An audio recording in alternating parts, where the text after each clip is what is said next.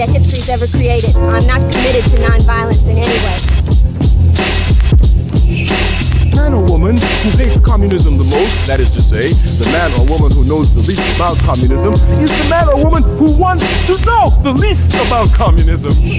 That is to say, snakes are my enemies. They come to bite me, and I don't even want to know what they look like. We're going to see about stopping, regardless of what these people think we should do. Because school is not important, and work is not important. Nothing's more important than stopping fascism, because fascism will stop us all. Hey yo, welcome to the Forest Podcast. I am Comrade Villain, and I am here with your boy, Pretty Bad Comrade. Yeah. And what is this podcast for? What you mean what's it for? I don't know. I was trying to set up the intro thing. Oh. What does this do? What do we do? Yo, welcome to the Forest Pod, where we talk about a lot of things. Geopolitics, culture, technology, identity, and everything in between. We dig into history that's been forgotten or misused to get to the root of some of these issues. In a world where we're increasingly distracted, we pump the brakes, offer some thoughtful takes, and not just reactions. We read the tea leaves while keeping a broad perspective so not to get lost in the weeds.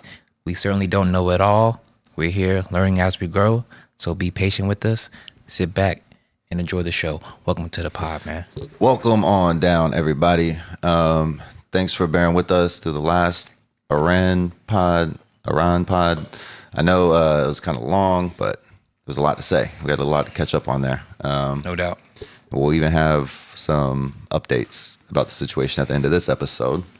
But today is going to be more like a cornucopia of topics.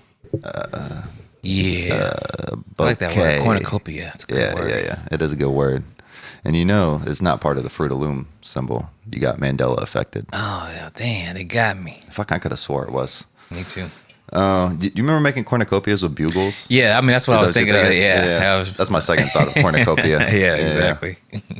Hell yeah. That's funny. Well, what are we going to talk about today? What are some of the things we're going to talk about? Man, so I think we was going to start off with, something a little lighter. I don't know if you saw the clips of Abdul Carter and Jameis Winston responding to I guess Jackson Dart. I didn't really look into any of this deeply, but I just set it up real quick. What happened? Jackson Dart went somewhere, and he's the quarterback of the New York Giants. Yeah, I guess New York Football Giants. Yeah, and he introduced Trump at a rally for Mike Lawler. Okay. Never heard of him. Me neither. So I guess Abdul Carter, who I'm not even sure what position he is, running back. I think so. Yeah. But yeah, basically he came out and basically said I don't align with those politics and stuff, and because it was a big deal because NFL football player essentially, especially white quarterback. He's a linebacker, second year. When I'm talking about Jackson Dart, it was a big deal for him to introduce Trump. Right. Yeah. I was just saying Abdul Carter.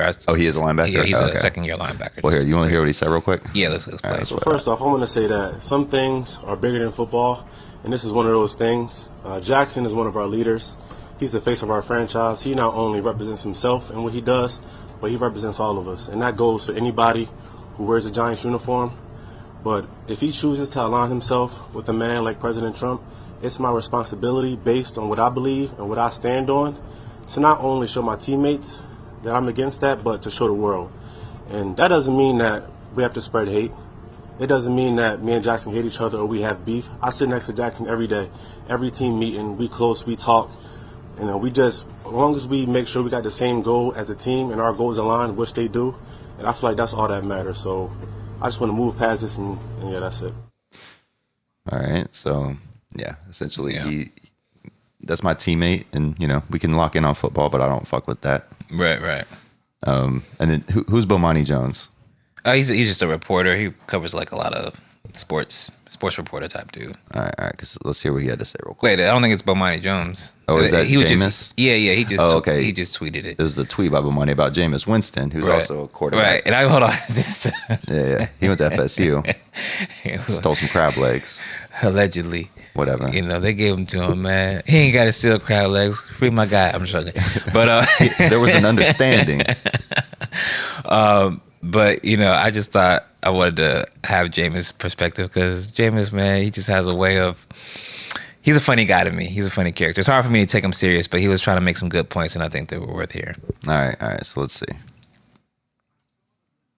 I'm about to show you how you turn uncomfortable into a growing moment. I'm from a city, Birmingham, Alabama, where they blew up a church with 4 little girls, and their parents and family had to go around picking up their limbs in the deep south. Picking up their limbs, 4 little girls.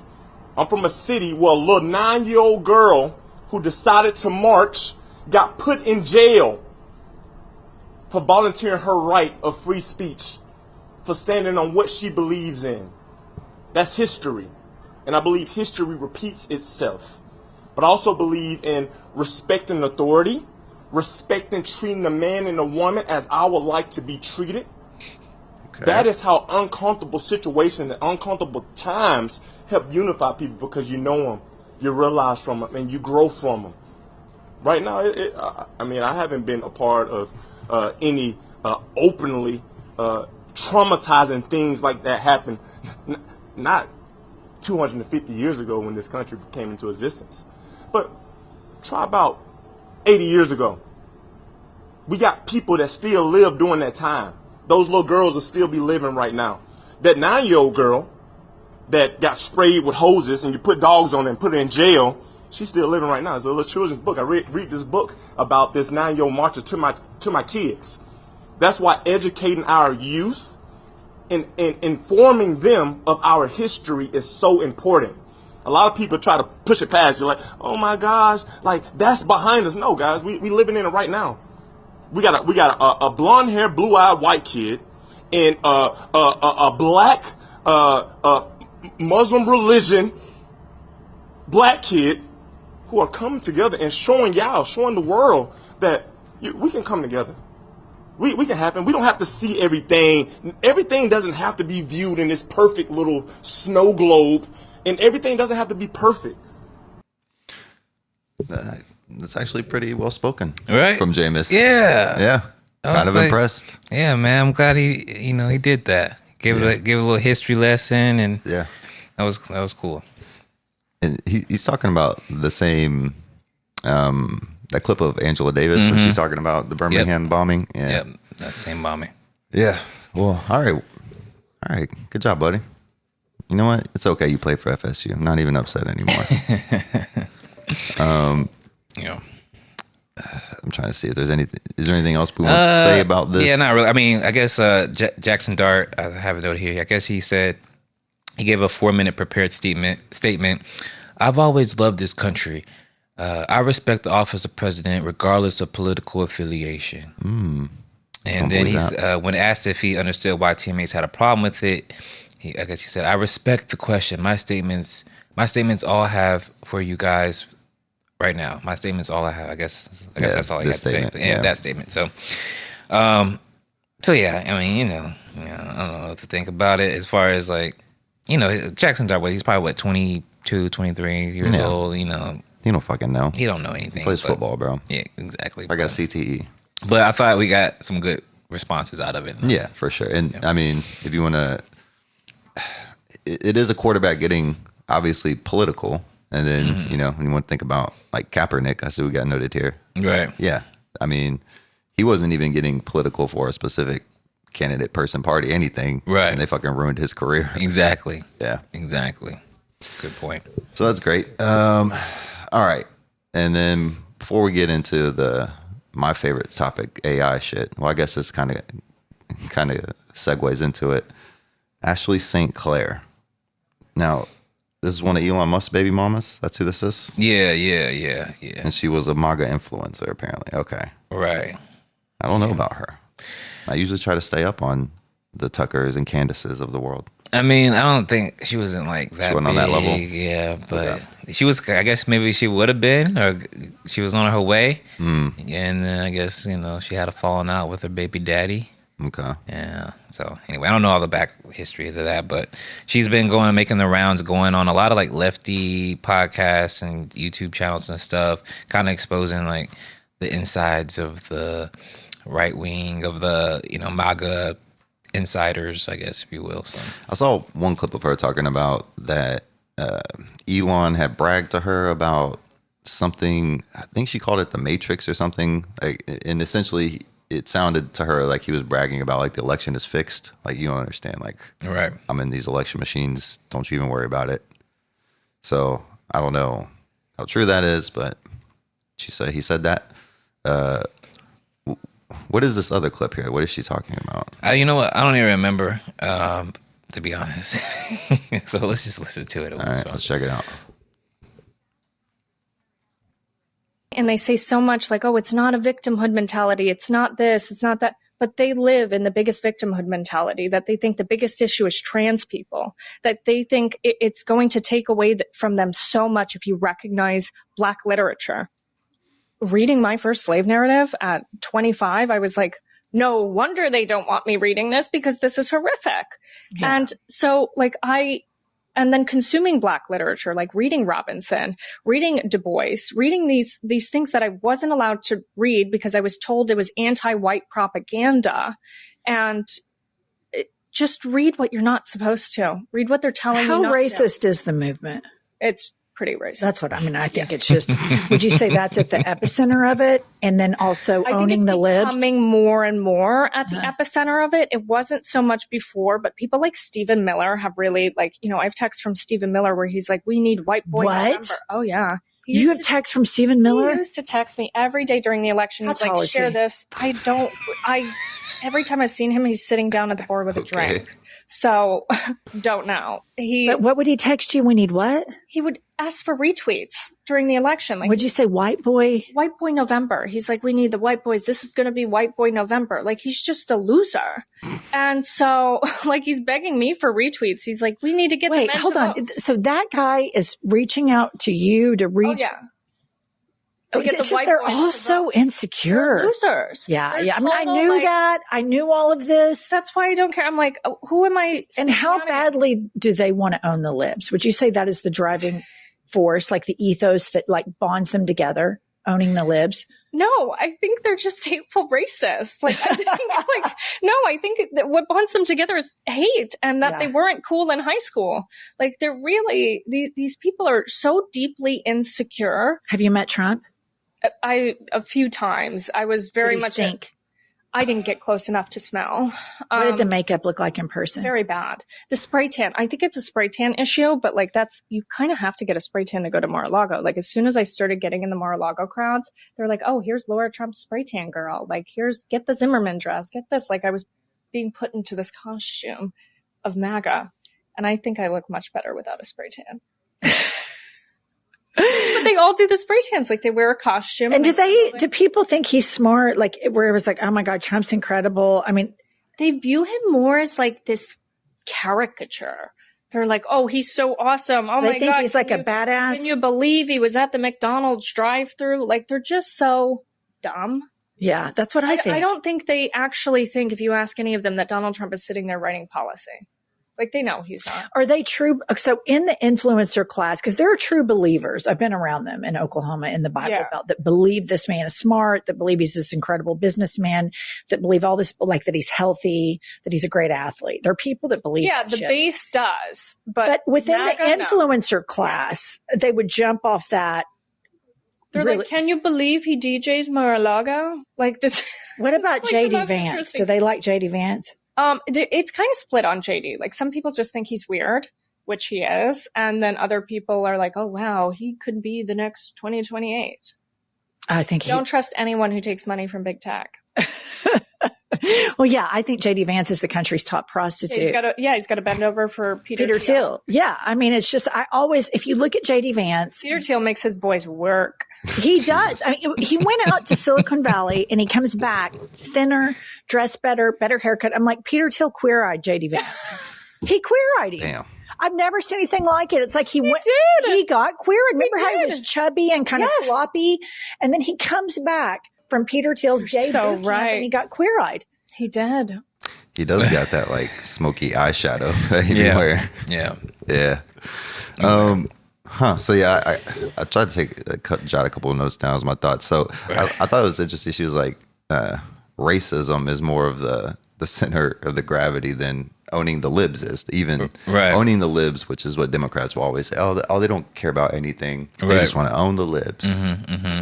Not really. Like that's kind of secondary. Or Right. how they're getting the racist policies Right. into their people. Yeah, and then like Trump is a character, essentially like an empty vessel. I do think that they see him as that, and I think that's why he's able to unite all of them. Right. Because he's whatever it is to eye of the beholder. Exactly. Yeah. Yeah, it was just interesting to hear her say the things that we assume from looking from the outside. From someone on the inner circle. Right. Who? That's another thing. I wasn't allowed to read Black literature. Okay. Well, and then I read my first slave narrative. I was like, what the fuck? Yeah, okay. So this is I don't think she meant like I wasn't allowed. Just like, we don't get taught that kind of stuff. But well, she was saying that they were like, don't read that. That's anti-white propaganda. Oh, well, yeah. Okay. Well, yeah, I think she just meant like the circles that she was in. Yeah. But it's just funny because she kind of implied it or imposed it on herself, saying she's not allowed because they look down upon it. Right. No, for sure. Yeah. But look, I will say this, and I didn't realize that clip I sent you was that long, but yeah, it was long. I was loving it. Sent some. She was on a bunch of shows. She was on Mehdi Hassan and Hassan Piker's show, so I meant to like actually send you some shorter clips, but nonetheless, I'm a little suspicious of her because she's smart, and it's like you're clearly smart, you're articulate. The turnaround just seems very fast to me. You know what I mean? What do you think? It's like an Anna Kasparian vibe? Yeah. Well, Anna Kasparian, well, obviously she's going the other way. That's what I mean. I feel like she's too smart to do what she's doing right now. Right. As far as like leaning into some of the right wing, she was just on Candace's podcast. I did see a clip from that. We should have grabbed that. But yeah, it just seems like maybe she's scorned. For sure. And like she's trying to get back at him a little bit, or like I don't know, maybe even like she's trying to get on the inside of like she could be an infiltrator. I'm suspicious of her. That's what I mean? Absolutely.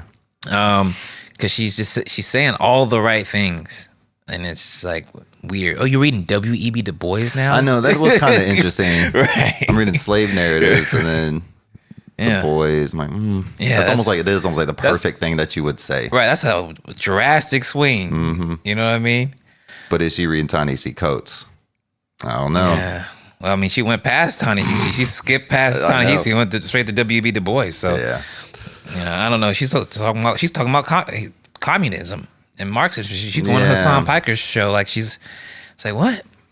Where does this come from? All right, we'll keep an eye on her. Yeah, watch out for her, Not man. to be trusted. Don't trust her. But yeah. All right. So moving from that kind of tangentially to these tech bros, because she was Elon's baby mama, and that's who she was talking about there with them tech bros. Yeah. What is Sam Altman talking about? That's a good question. I don't even remember. So I should just warn you, I put this together pretty hastily. This is him talking about BlackRock owning everything as far as the data infrastructure. Right. This one's not as long, so let's play this. Let's just play this one real quick. Fundamentally, our business, and I think the business of every other model provider, is going to look like selling tokens. They may come from bigger or smaller models, which makes them more or less expensive. They may use more or less reasoning, which also makes them more or less expensive. They may be running all the time in the background trying to help you out. They may run only when you need them if you want to pay less. They may work super hard, spend tens of millions, hundreds of millions, someday billions of dollars on a single problem that's really valuable. But we see a future where intelligence is a utility like electricity or water, and people buy it from us on a meter and use it for whatever they want to use it for. The demand that we see for that seems like it's going to continue to just go like this. And if we don't have enough, we either can't sell it or the price gets really high and it, you know, kind of goes to rich people, or society makes a bunch of sort of central planning decisions that I think almost always go badly about, you know, we're going to use our limited compute supply for this and not that. So the best thing to me throughout all the history of capitalism, innovation, whatever you want, is to just flood the market. Yeah. Okay. So you know about tokens, right? And that's how AI kind of works. A little bit. With Claude, because all right. I know it's like a token, just like a unit of data, right? Yeah, it's like a unit of energy essentially. Right. That you're using when you use Claude to program shit or whatever. And that's how they price it out, right? Yes. Right. Yeah. So, all right. So his idea is what we're gonna do is we need massive investment, essentially from the public sector, so we can have as much quote unquote tokens available. Otherwise, it's going to get priced up and only the rich people are going to have it. And I know you guys like to do the central planning thing. Don't do that. That's a bad idea. Right. We're just going to flood it. Look, you guys you need these data centers. It's for your own good. Otherwise, only rich people will have AI.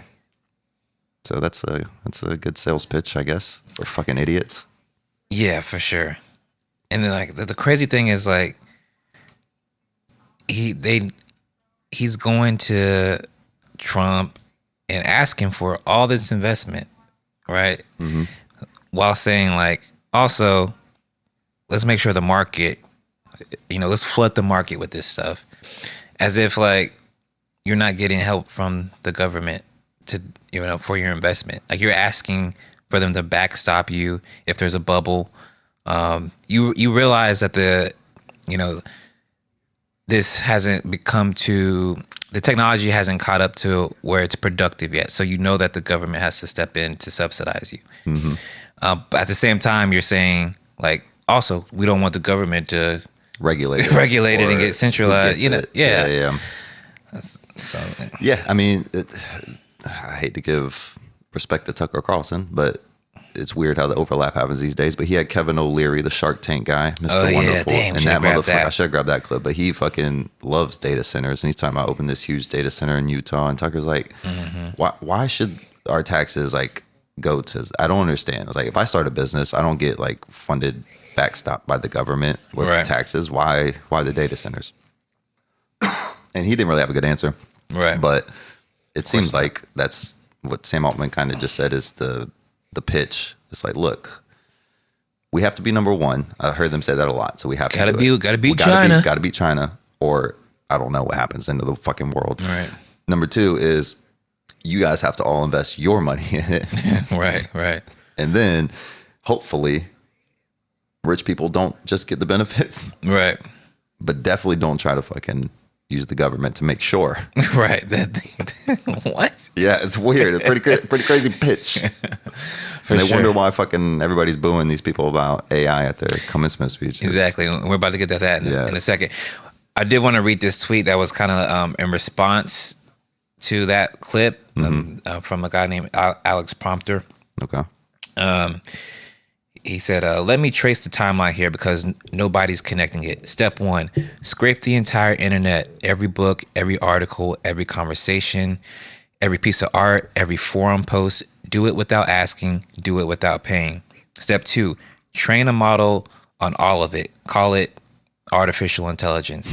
Step 3, go to BlackRock's infrastructure summit and announce, we see a future where intelligence is a utility like electricity or water, and people buy it from us on a meter.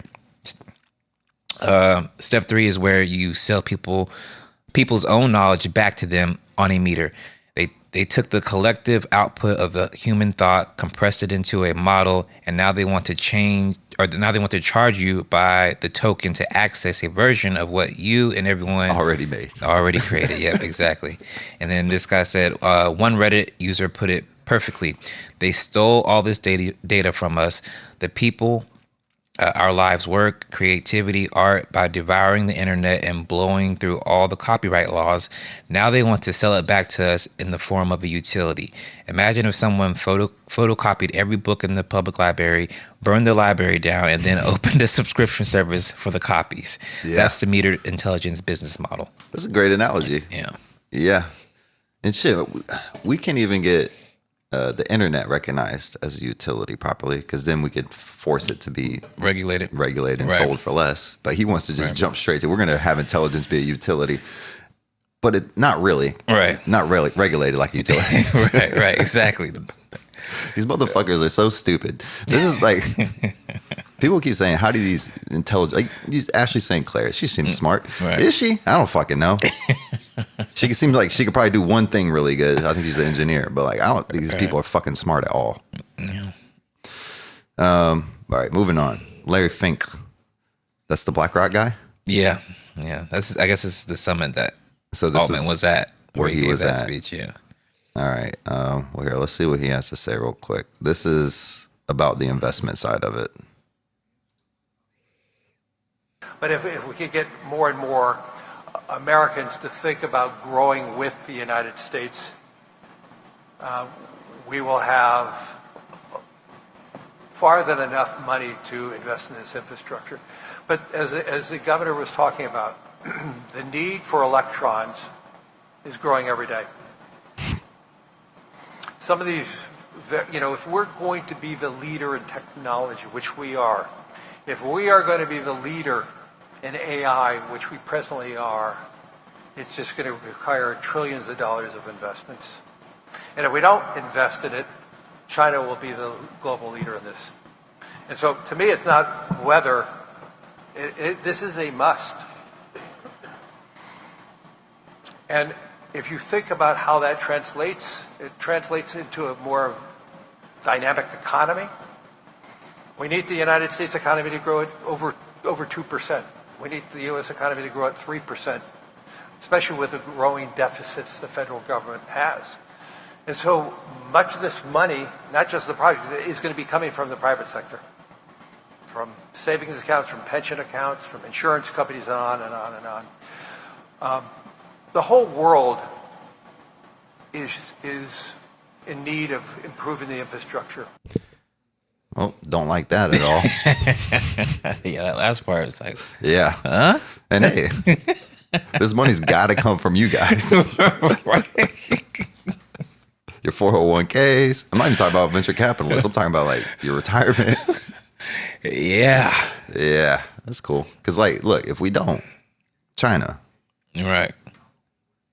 And then what? I don't understand. This is such a crazy fucking argument. Yeah, I mean, again, they're just using China as the boogeyman to, fund this.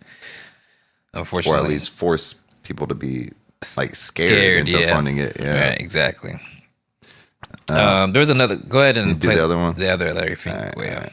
This one's more about a preemptive war, apparently.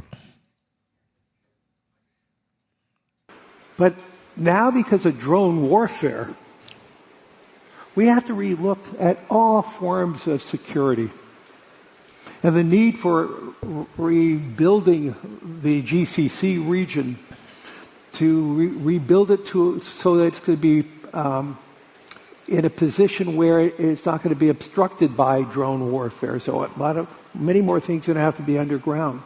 But even here in the United States, if we're going to be building, let's say, these 1 gigawatt data centers, how do we make sure we're not protecting those $50 billion, $75 billion investments? We have to relook at everything because of the role of drone warfare. Right now we're looking at it internationally, but one of my concerns is, could it be a domestic terrorism using a $3,000 drone? So all of these things are actually opportunities, not problems. It's going to require, as we said, trillions of dollars of capital. Governments cannot build these out alone. They don't have the wherewithal. And two, their deficits are starting to be mounting. And we spend too little time talking about the U.S. deficits and other countries' deficits. So this is going to all be the role of private sector. You keep saying shit like that. Like NASA, fucking JFK came out, had said his thing. We're going to the fucking moon. We put a tremendous amount of resources behind NASA, a government-run program. They fucking did it. Yeah. I don't understand what he's talking about. Yeah. We could easily do the same. If that's really what you wanted to do, we'll be fucking AI leader of the world. Have a government AI program. Right. Funnel a bunch of money into it. Yeah. No, can't do that. Never works. Yeah, because again, like we already said, like they don't want the oversight. They want the government to backstop it. They want to rob people's savings to use that to fund it, and they want none of the consequences. That could, like, if it fails, they don't want any of the consequences. No risk. Yeah. Exactly. Yeah, because look, if it's risky, then people won't invest. So fuck, catch-22. Yeah. Maybe don't fucking invest. Maybe if you're worried about domestic terrorists flying drones into your fucking shit, maybe you should shit. Are we doing the right thing here? Seems like we're pissing a lot of people off. Yeah, and that's kind of the tell right there, right? Here's what we'll do. We'll dig a big hole in the desert and fucking put it. What the fuck is he talking about? Yeah. I mean, I think he's saying it pretty clearly. Like, we're concerned that people are not going to like what we're doing with all this data collection. And we got to, if we're going to spend, billions or trillions of dollars creating. Hey, we got to protect our investment. Yeah, we got to dig a big hole, bury it, and so they can't fly these cheap drones into it. So yeah, if you gotta, if you're already thinking about that, like that's concerning. Yep. Well, that's already baked in. That's just part of the cost. Speaking of costs. Who is this talking about? The AI can cost more than humans. Hold on. Was that a clip? Yeah. Yeah. Who the fuck is this? Oh, a Microsoft. Oh no, the VP of NVIDIA. Okay, that's who this is. Oh, okay. I forgot about that Listen clip. to what she says about AI. I spoke with a VP at NVIDIA who first flagged this to me. He said, for months, our costs for my team have been more for AI than humans. So that was the first flag. And then we started to hear this coming out in droves. Uber's CTO said he already blew out his whole budget for 2026 just on AI-related costs. And obviously that means he's spending more on that than he's spending on human workers. And now I'm starting to hear, especially from startup founders, they're bragging about their AI bills being high because of kind of this sign of like, I'm really ahead in the AI. Flex of like, I'm blowing so much cash on this. Exactly. But the whole point of this was supposed to be that it cut down on costs, expanded profits, especially for public companies. Yeah. But it's unclear if that's going to be tenable. When is that curve? I guess is one big question. Yeah. But you have some of the data you have in your report is kind of fascinating. Worldwide IT spending is expected to be up 13.5% this year compared to just last year, over $6 trillion. Where is all this money going to? Well, a lot of it is going towards token costs, which is basically like the currency of AI use. Okay. Also, of course, subscriptions. If you've got an enterprise contract with OpenAI, with Anthropic. So a lot of it is going towards these AI labs. The thing is, though, the queries that I'm putting into AI, those don't cost very much. It's for the people who are coding or using an autonomous agent overnight. But at some companies, especially the tech ones like Meta, they're encouraging that high token use because, again, they want to see and seem like they're really ahead in the AI. So it doesn't even make sense from a employer standpoint anymore. If you were just trying to save on cost, you're spending more on the AI and the tokens than you did on just your workers that were already doing a fucking job. Right. Crazy. Yeah. So wild. And let's see. I had a few things notated here. Let's see. Yeah. Amazon, I guess it scrapped its internal. It had an AI leaderboard. That's who was using the most. Yeah. God damn it, they're so lame. Let's say cost soared. Senior exec sent staff, don't use AI just for the sake of using AI. Well, it kind of seemed like that was the message at first. Everybody needs to be using this. Right.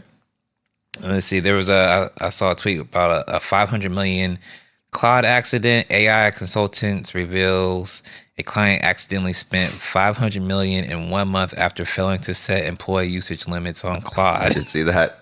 That's what I'm talking about. Yeah. Uber burned through the entire 2026 AI coding budget in 4 months. Yeah. It cannot find the ROI after spending billions. Same leaderboard pressure model Amazon just abandoned. So I guess it was doing something similar. Yep. Microsoft banned Cloud Code recently for its own engineers. The company that invested $3 billion into OpenAI can't afford to let its engineers use AI. I guess I read into that a little bit. I guess they want their employees to use Copilot or whatever. Oh, of course they do. Yeah, but it was weird. Like, so you let them use Claude. It became very popular. Their employees were using Claude more than their own internal AI agents, and then they were like, "Nah, we're gonna get rid of it." So, yeah, I don't see how this plays out and works at all. Yeah. Also, Microsoft Copilot sucks. I tried to use it. Yeah. You would think if you have Copilot as part of your Microsoft tenant, you could ask it to check shit in your tenant. You can't see it. Sorry. What's the fucking point of it? I don't understand. But anyway, so yeah. So we're starting to hit this wall, but I don't know. It seems like our markets don't give a fuck anymore. It's all speculation. Yeah. For reality, I don't understand how bubbles work. Me either. I think that's kind of the point. I don't think anybody does. Yeah. This is fucking nuts. Yeah. But yeah. Do you have any final things you want to say about AI before we'll take a little break before we get into the colleges? No, we can take a break. All right.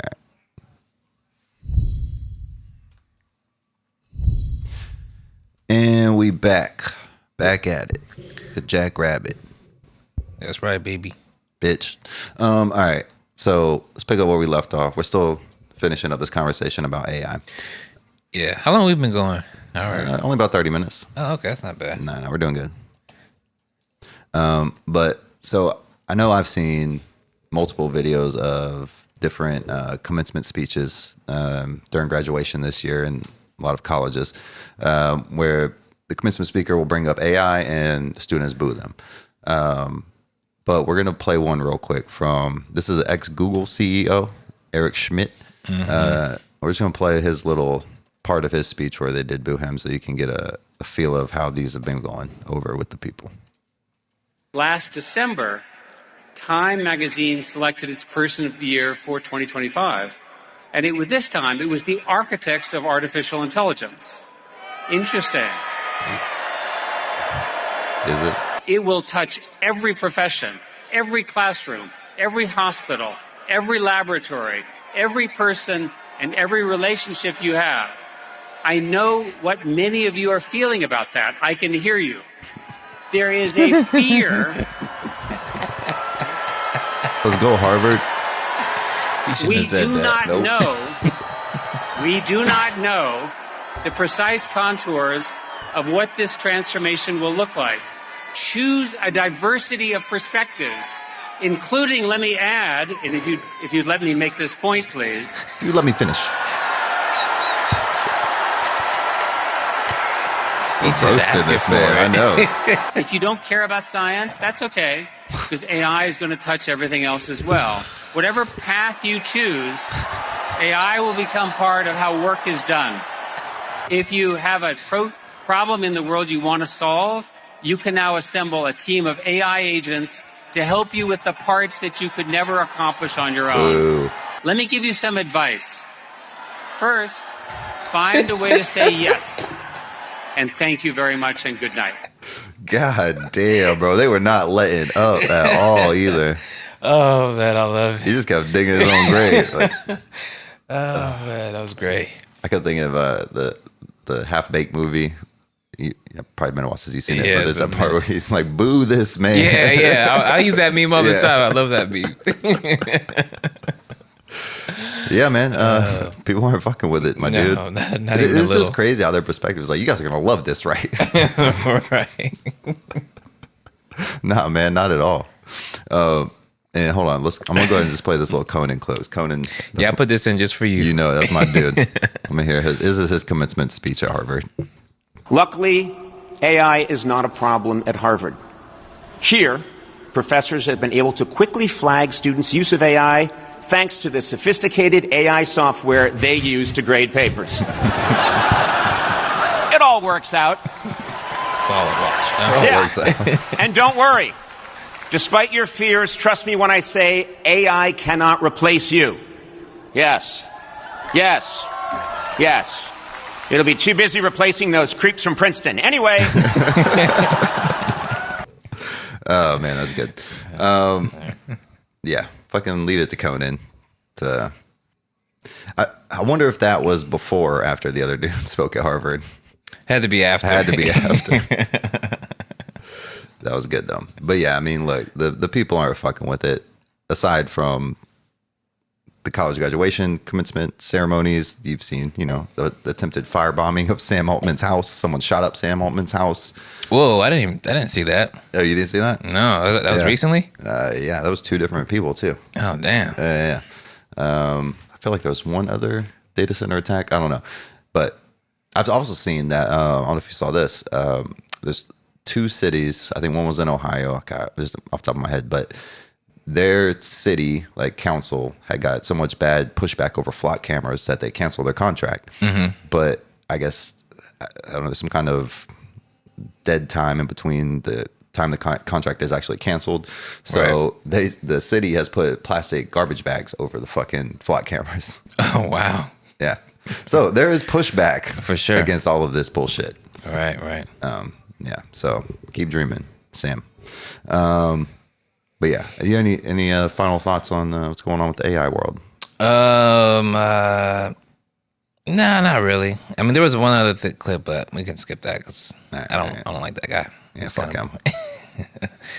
Was it Peter Thiel or was it the Palantir guy? No, it was, what's his name? Dave Borgum. He's like the governor. Oh yeah. Or I forgot. Yeah, he ran for president, I'm pretty sure. All right, yeah, fuck that guy. Yeah. Oh, they are. Oh, let's talk about this real quick. Escambia County, where we're from, Pensacola. Yeah. We're having a little data center battle ourselves.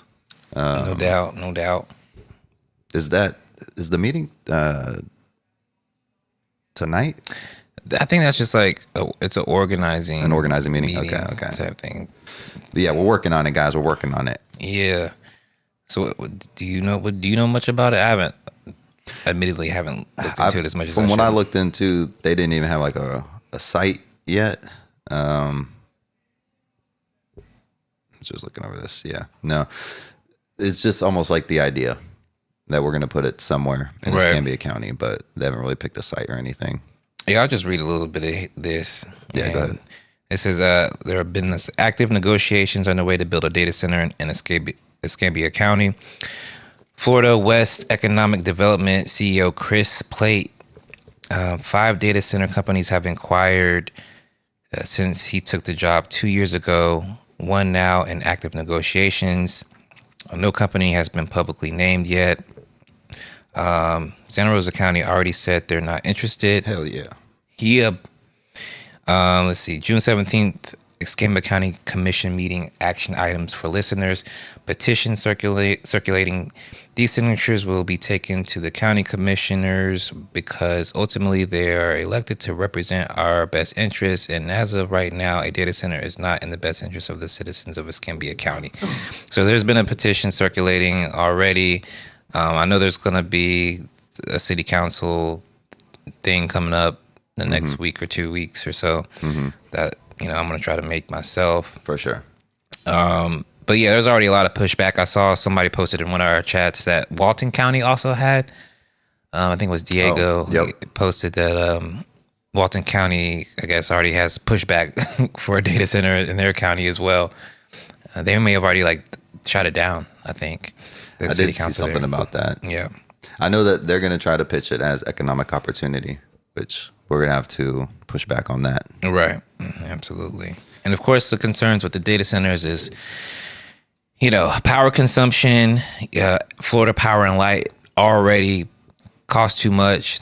After a switch from Gulf Power was already too high. Then they switched to FPL, Florida Power and Light, and everybody's bills went up. I remember when that first happened, people were posting all over Facebook, and people were pissed off. And now, just imagine you put data centers in this area. I mean, the power bills are going to go up significantly. Yeah. Probably going to fuck with our water. We've already seen some reports of that. Right. And Pensacola already historically has bad water. Yep. Not building on the best foundation of good water. Right. But yeah. I don't have. Do I have this one? The Bezos segment, Teacher in Queens. What is this about? Oh, there was a clip. Bezos was being interviewed by somebody, and he was like, "Well, we should probably just play the clip." But wait, did you grab it? Hold on, I'll get it right now. 1 second. But yeah, there's the common tropes about, if you tax me, it's not gonna make much of a difference. We could talk about taxing, but we gotta be realistic. Oh, I did see that clip. Yeah. All right, hold on. Let me play it real quick. These people sometimes say that I don't pay taxes. That's not true. I pay billions of dollars in taxes, and it's a perfect. Again, if people want me to pay more billions, then let's have that debate. But don't pretend, that's going to solve the problem. You could double the taxes I pay, and it's not going to help that teacher in Queens. I promise you. You can't connect those two things. Not logically. There are more examples. Why is rent expensive? Why is rent so expensive? I recently saw somebody blamed it on Airbnb. Okay, Airbnb is not the cause of expensive rent. In fact, it's been almost. Let me finish here 1 sec. It's already been outlawed in New York City, and rents are still very high. So we know Airbnb isn't causing high rents. So people talk about making the tax system more progressive. How about we start by having the nurse in Queens not pay taxes? Why is a nurse in Queens who makes $75,000 a year paying more than $1,000 a month in taxes? That's $1,000 a month that could help with rent or groceries or anything. And so, and by the way, do you know what that all adds up to? The bottom half of income earners in this country pay only 3% of the taxes. It's only 3%. We can find 3%. So we don't have. It's a small amount of money for the government. That, and really, and the more I thought about it, to me, it's kind of absurd that we're doing this. We shouldn't be asking this nurse in Queens to send money to Washington. They should be sending her an apology. It really makes no sense. God, he is such a fucking piece of shit. So here, let me explain it to you, Jeff Bezos. This is why she has to pay that much in taxes. Because from 2006 to 2018, Jeff Bezos' wealth rose by about $127 billion. And while he reported $6.5 billion in income and paid only about $1.4 billion in personal federal taxes, that's a lot of money in absolute terms, but only about a 1.1% true tax rate if measured against the wealth growth rather than the reported taxable income. That's a report from ProPublica. That's why, you motherfucker, because you pay 1% in taxes and she pays 3%. Exactly. You fucking, dude, these people aren't smart, dog. It makes me so angry. They just think everybody else is incredibly dumb. And hey, poor people, you don't need to pay taxes either. Fuck it, let's nobody pay taxes. Right. That's the real problem, is that we're taxing the nurse. Taxes. Fucking idiot, dude. Yeah. Yeah, it's fucked up that he tried to use that. I know he picked Queens specifically because of Mamdani. Yeah, I think that's where the interview was. It was in New York, obviously. I think that guy. Well, that's probably why it came up then, right? Because of Mamdani and what he's doing. Oh yeah. I'm sure. But what he's trying to do. Mm-hmm. Hopefully, he will be able to raise taxes on people like Jeff Bezos and not just take the state money from the government for the budget next year. But we'll see. Right. But yeah, that's why people talk about like a wealth tax. Exactly. As opposed to like a tax on quote unquote income. Because a lot of these, CEOs or whatever, or, the heads of these companies, Steve Jobs famously did this, like, where he's like, I'm not taking a salary. I'm taking, Well, you know how this is how they get around it. They own so much stock that gets calculated into like what they're worth. Right. If they sold that stock, took the money out, actually got the money from it, then you get taxed for it. That's capital gains, even if it's tiny. Or what you could do is just take a loan against that. Pay no taxes on that. And that's what Elon Musk did. That's what they all fucking do. Yeah. But in particular, that's what Elon Musk did to buy Twitter. Yes. It's like he didn't use his own money. He took out a loan against his stock. Yes. And that's what people don't understand. So when these fuckers talk about paying taxes, dude, it reminds me of that whenever, I think it was 2016, the first time Trump ran, when he says, I don't pay any taxes, that makes me smart. Right, right. And the crowd went crazy. Mm-hmm. So I knew we were doomed. You fucking idiots. Right. But yeah, that's why people talk about a wealth tax, because the money that they are quote unquote worth, even if it's in stocks or real estate or whatever, we be taxing that that money. Exactly. And we could use that money to fund a lot of different things that we need in this country. And all you ever hear them bitch about is don't raise the capital gains tax. Can't raise the capital gains tax. That's gonna spur investment.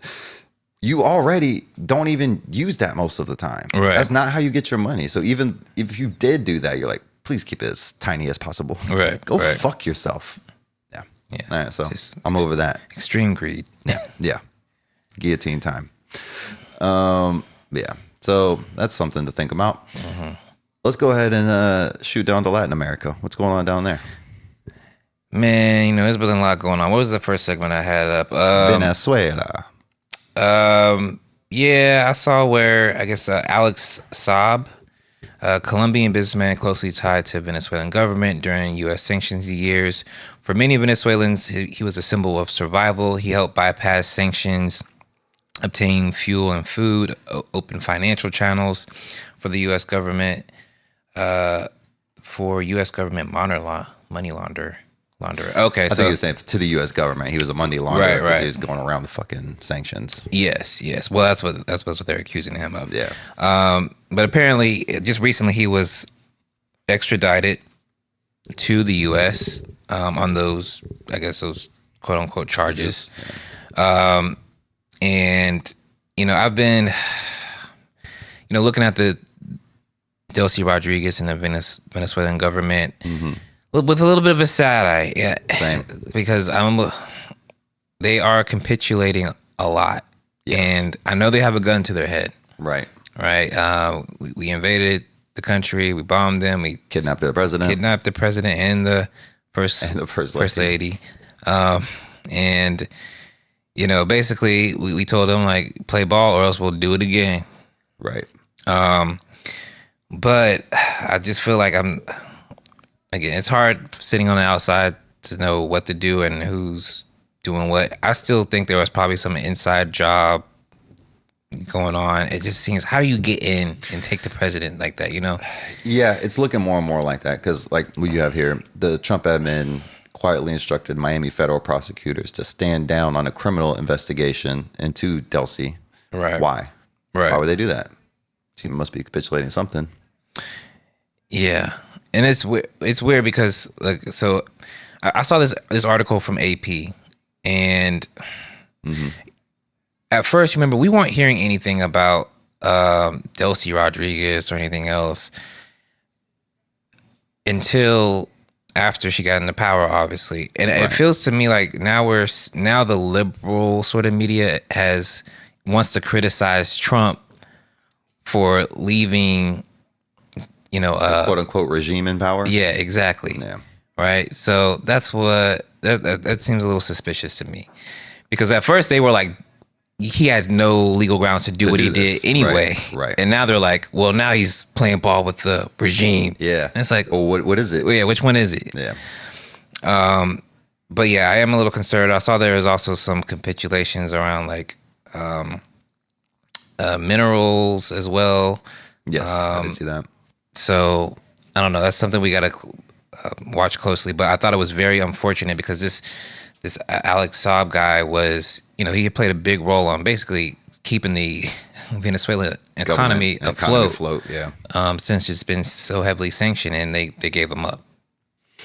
Yeah. Again, that seems like a deal. All right. Don't like that. No, don't like that. So I just thought that was worth mentioning briefly. We got to keep an eye on Venezuela. Yeah.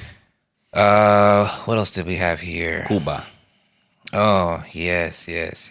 So this is the red flag that makes me think they're done with Iran. They really want to get over it and move on to Cuba because they just fucking indicted Raul Castro.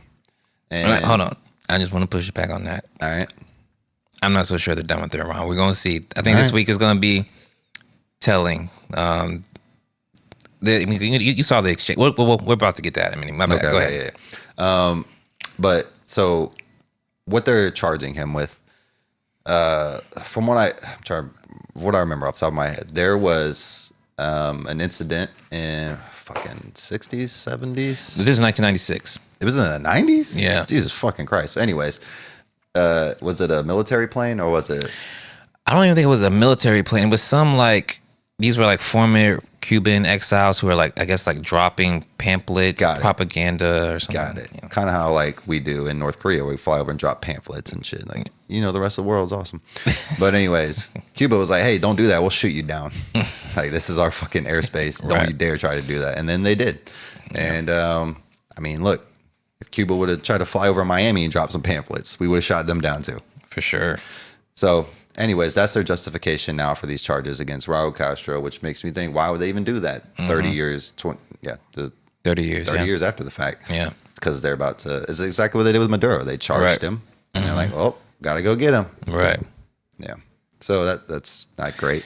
Yeah, it definitely seems like a pretext for intervention. And, we're going to have to keep a close eye on that. Obviously, Cuba has been sanctioned and blockaded. Even worse, the last few months, they're blocking all oil into the country. There's been blackouts, yeah. So yeah, praying for my Cuban comrades and brothers and sisters. Stay strong. Yeah, for sure. But yeah, there's not too much going on that right now, other than it seems like they're prepping. Yeah. What's going on in Bolivia? I'm not really sure. Catch me up to speed. Bolivia. So there's been like a lot of worker strikes. I think I have a clip. Maybe we should play the clip first. I see here. Okay.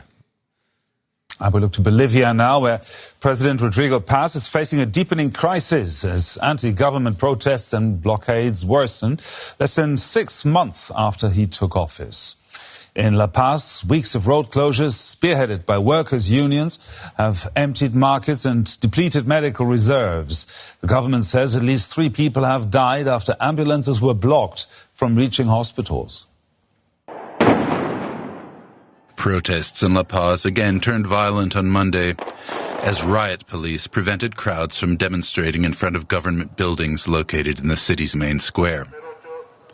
For hours, the streets of downtown La Paz were the scene of a pitched battle, with police shooting tear gas and protesters hurling explosives and rocks. The protesters are demanding wage increases, economic stability, and an end to the privatization of state-owned companies. Bolivia is going through a critical moment with this traitorous government that is selling off our natural resources to transnational corporations. And we, as the proletarian vanguard, will not allow this government to continue selling off and indebting our country.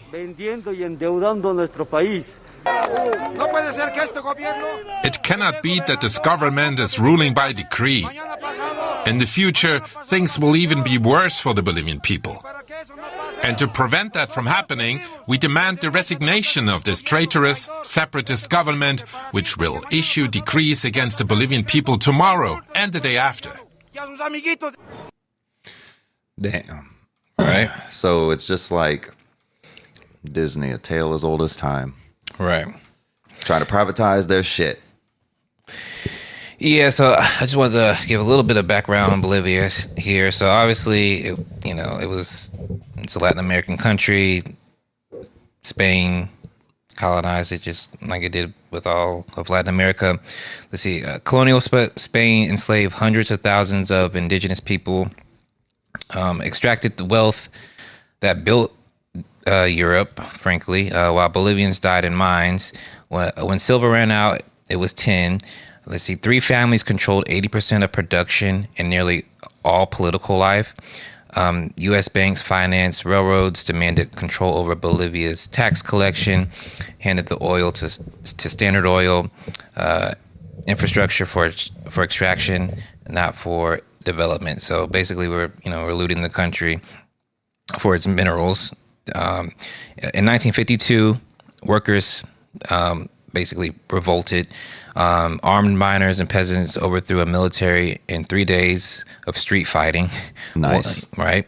One nationalization of the mines, land reform, and universal suffrage. One of the most radical revolutions in Latin American history. People don't realize that, and that kind of history gets overlooked for Bolivia because it's Absolutely. a small country. So the U.S. spent the next decade trying to roll all that back.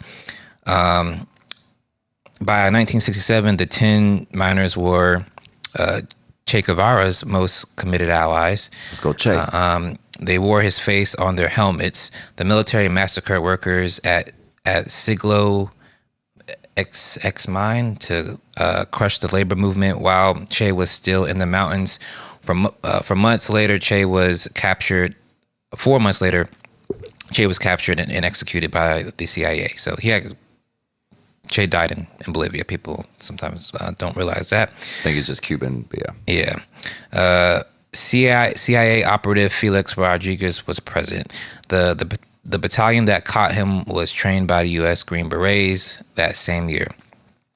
In the 1990s, the IMF took over the military, the colonizer role. Yeah, so in the 1990s, the IMF took over where the military left off. It privatized everything. Bechtel got a 40-year contract to manage the Cochabamba's water in tripled rates overnight. The people blockaded the city and forced them out. Then the government tried to sell the natural gas to the U.S. at bargain prices. The people rose up again. The president fled to the United States, where he remains today. And then, Evo Morales comes into power later. And Evo Morales was actually the first indigenous elected president. Okay. Yes. So that was like a big deal. And there was he did a lot of reforms and was very popular. Unfortunately, there was a coup and that got rid of him. He ended up fleeing to Mexico. And then there was a right-wing government that was in power briefly. They ended up overthrowing that government. There was another revolt. Like Bolivians, they really bowed. They've been going through it. Yeah, it sounds like it. Yeah, they ended up throwing that right-wing government out. And then they put in another guy who was named Luis Arce, who was also a leftist. I think he was in the same party as Evo Morales. He ruled for a while. And then these most recent elections, unfortunately, there was some factional split between the Evo Morales wing of the left and the Luis Arce wing. And in this most recent election, the right wing was able to take advantage of that split, and they won the presidency and made all these reforms. Started privatizing stuff again, and this is the backlash to that we're seeing right now. Gotcha. Okay. So that puts it in context. Yeah, that's the history. Fucking labor movement and indigenous workers movement still fighting. No doubt. So yeah, if you go online, there's so many clips of people in the streets, they're blocking roads. They're basically shutting shit down to try to get rid of this right wing government. Well, you can't protest and block the road. Americans are so fucking pussy, dude. It's crazy. I know, man. Real inspiration though. So I recommend people go check out the video clips online and you see what it looks like to have a real militant labor movement. Yeah, take some notes. We might need you at some point. But yeah, so that's what's going on in Bolivia. And then let's round this up with some updates in Iran. So I know I've heard that there was supposed to be a deal. Trump put this whole tweet up, Truth Social post. I'm not sure what it was, but hey, I'm about to send the boys home. They can say hello to their wives. This is fucking crazy. But I'm about to walk into the situation room right now, make a fucking decision when I walk out. And then there was no decision. Right. But there was the framework of a deal that's being reported on. Again, who knows how agreed upon this is. But I know part of it is a $300 billion reconstruction rebuilding fund. Right. So I'm assuming that's going to be, our tax money. We just blew them up, and then we're like, here's a bunch of money to fix what we did. Right. Whoops. My bad. Yeah, well, I don't see that happening. You don't think reparations? I don't think so. You think they're going to get reparations before black people in America? I saw people on Twitter actually talking about that. Fuck no, that's not going to happen. No way. That would be terrible fucking optics for them. Yeah. But yeah, I don't know if you saw like this past week there was a recent exchanges back and forth. I thought I had it noted here. You're talking about the New York Times report? Well, I guess Axios too, but I don't trust Axios anymore. Oh yeah, they're basically Israeli intelligence. Yeah. Well, I did see like our spin on it is trying to spin that $300 billion as an investment fund. Right. Yes. Yeah. Which apparently, Kushner and Steve Witkoff came up with. But I don't know. It seems kind of like they're trying to pitch it same as Iran. Like, hey, we're about to go invest now in all their oil and stuff. But that's not really. It's not the same, because this is strictly Iran saying, hey, we need money to rebuild the shit that you broke. Right.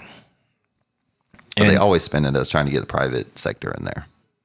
Yeah, for sure. I mean, if they can find a way to make money off of it, well, that's the goal.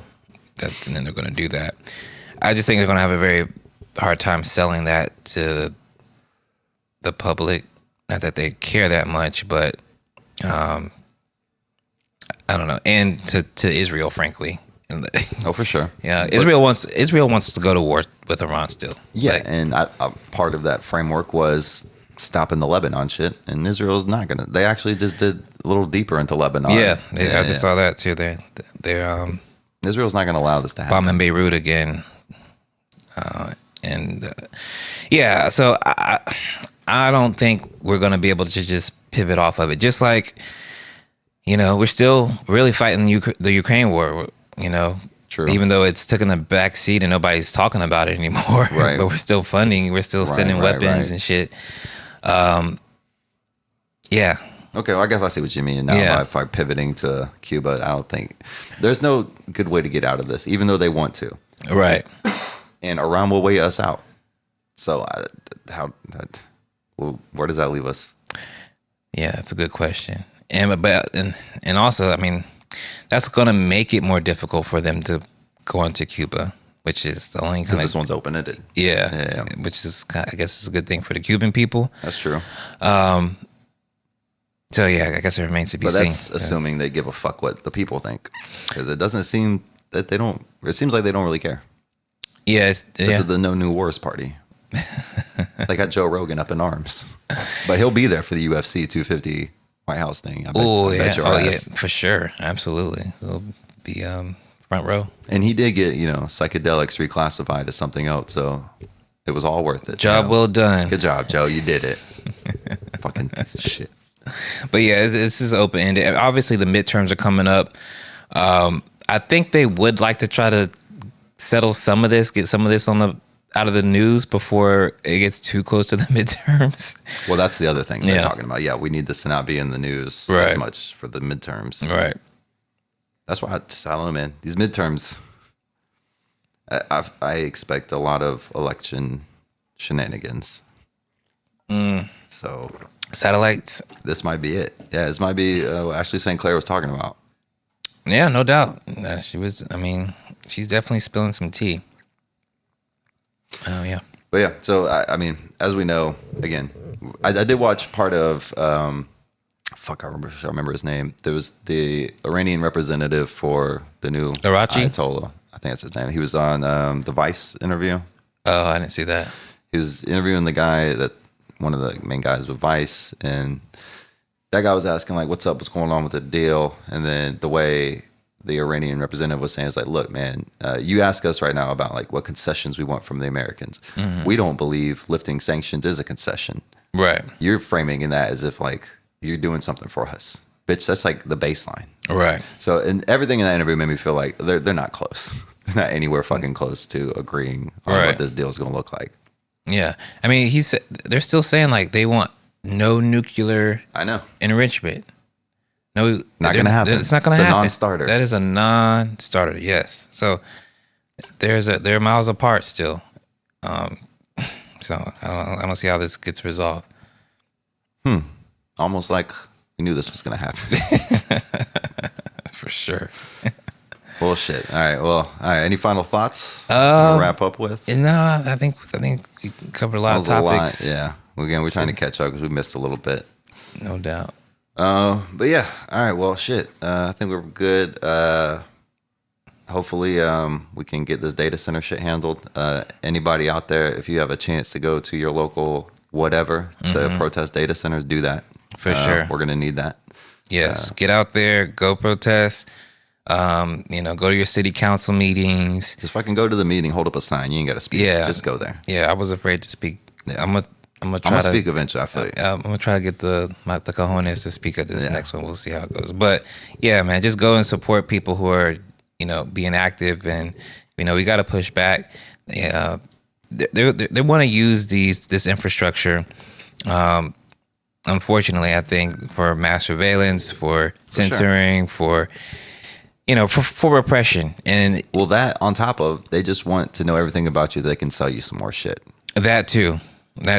Or fucking like I was listening to show DJ the other day at Madison Square Garden, James Dolan, that piece of shit. He's using his surveillance at the MSG. The seats?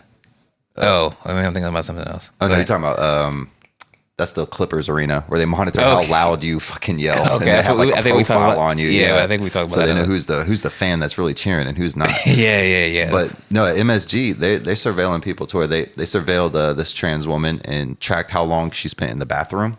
Oh yeah, I think you did tell me about this. There was a lawyer that was part of some law firm that has some case against either Dolan or MSG or something, and she tried to take her daughter to the Rockettes show at MSG. Fucking facial scan. Nope, bitch, you're not allowed to come in. Damn. They have it set up now to where they want you to like download the app, put all your info into the app, and then use your biometrics for buying concessions.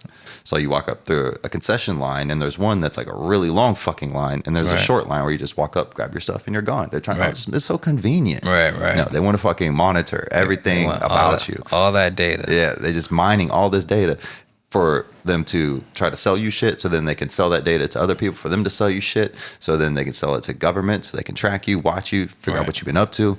Right. It's going to get bad, man. I swear, at some point, someone's going to get in a Waymo.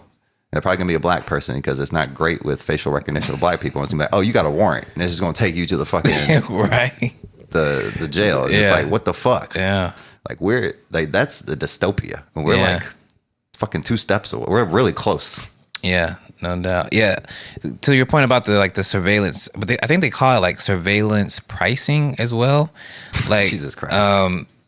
Like some of these companies, I think Walmart or somebody got there's like an open investigation, or one of the attorney generals is looking into it. But basically, they're giving people different prices based on their internet history. Pricing. Is that yes? Okay, yes, based on their history and what they think you can afford. Yes, and I've also seen it that ideally, what they want is like you'll be sitting there looking at, I don't know, the meat, and be like, and they're like, oh, I think this guy wants this meat, and you look away, and they change the price, and you look back, it's a little fucking higher because they know you want it now. You've been looking at it, right? Like how far? Like maybe we're here. Fuck it. Maybe we're not 2 steps away. Maybe this is it. So, like Uber, like being able to see your battery life, and like based on that, it's like, how desperate are you? Like you gotta order. I gotta get this fucking ride before my phone dies. Yeah, charge you more. Right. That's yeah. This is what we wanted, guys. Yeah. Right. Yeah. All right. Well, everybody, be safe out there. Blow up your next flock camera if you find one. Peace out. We out. There's no way to be committed to nonviolence in the middle of the most violent society that history's ever created. I'm not committed to nonviolence in any way.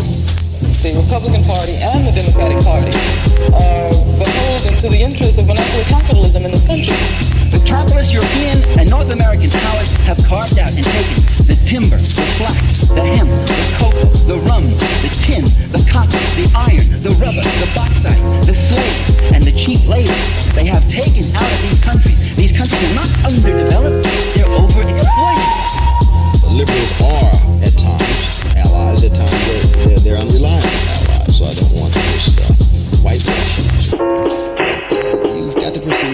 cautiously with liberals. The man or woman who knows the least about communism is the man or woman who wants to know the least about communism. That is to say, snakes are my enemies. They come to bite me, and I don't even want to know what they look like. What's happening here for the last 4 years? Brutality, humiliation, our basic human rights taken away from us. All of this has to continue through talking. For what? We take their offer, put their uniform on. These last 4 years meant nothing. We could do that, no. Or we could behave like the army we proclaim to be and lay down our lives for our comrades.